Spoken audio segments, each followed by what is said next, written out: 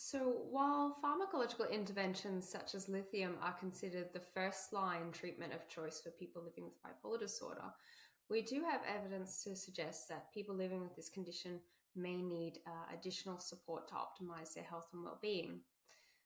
First of all, we know that despite best practice pharmacological treatment, up to 60% of people with bipolar disorder will experience a mood relapse within 2 years. We also know that people with bipolar disorder tend to experience persisting subsyndromal depressive symptoms up to 50% of the time.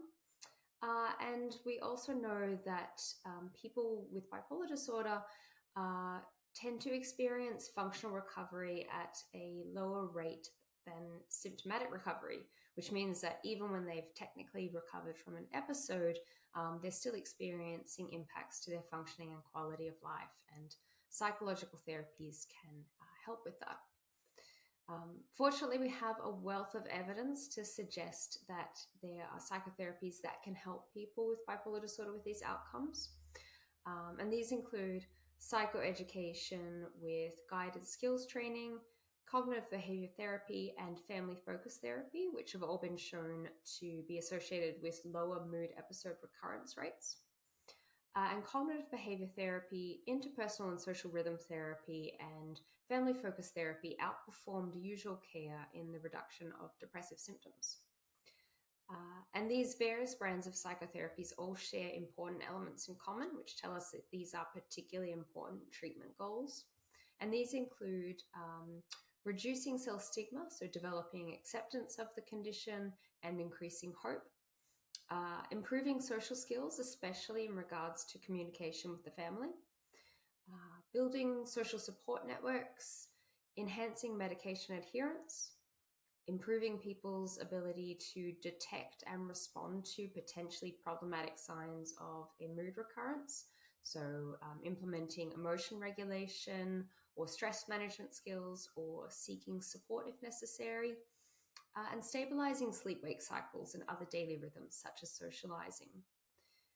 And what's really important about these various types of psychotherapies is that they all address aspects of quality of life, well-being, and functioning that may not necessarily be addressed by medication-focused treatment alone.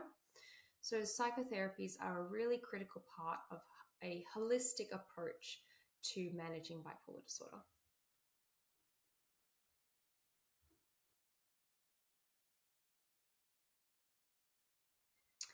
Yeah, this is a pretty challenging issue. Unfortunately, there are significant barriers to receiving psychotherapy. In fact, research tells us that up to 50% of people who live with bipolar disorder who are receiving some kind of pharmacological treatment aren't getting psychosocial services as part of their care. And that figure is likely to be even lower for people who are experiencing additional barriers to care, such as cost or distance or stigma. The good news is that many of the skills that are taught in evidence-based psychotherapies are strategies that the individual can learn to implement themselves in the course of their daily lives. And several studies have shown that people who are living well with bipolar disorder implement these strategies as part of their stay well routines.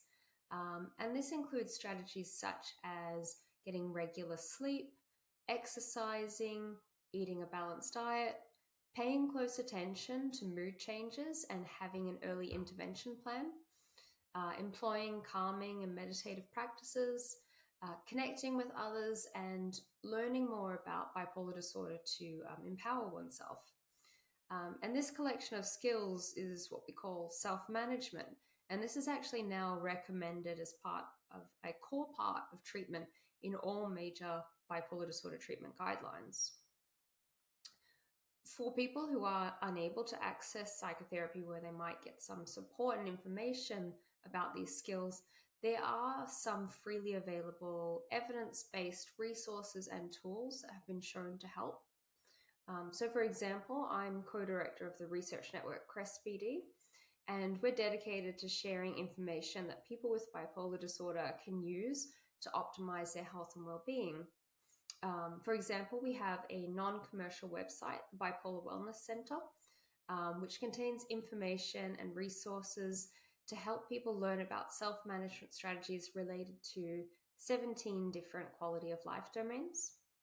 And we'll shortly have a non-commercial app, the Polaris app, be released, which will help provide people with support and information when implementing these strategies in the context of their daily lives.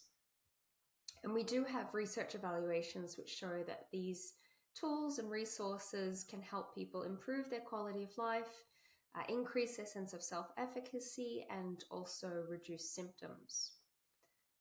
In my own research, I conducted qualitative interviews with people who used these resources and tools. And participants told me that they found that learning about these self-management strategies really helped them feel a sense of control over their symptoms, which resulted in increased confidence and hope for the future. And if there's one takeaway message I can leave people with, participants in these interviews told me that they wished that their healthcare providers had told them more about these self-management strategies because it would help them feel more involved in their treatment.